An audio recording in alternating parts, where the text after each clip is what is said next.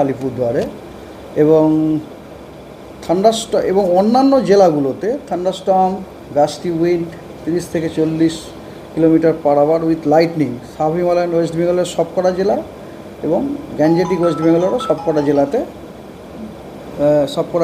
आपको हिंदी में चाहिए क्या? हाँ, सबकटा জেলাতে আপনার গ্যাঞ্জেটিক ওয়েস্ট বেঙ্গলের সবকটা জেলাতে thunderstorm lightning with gusty wind 30 to 40 kilometre per hour maximum. এটা হচ্ছে আজকে।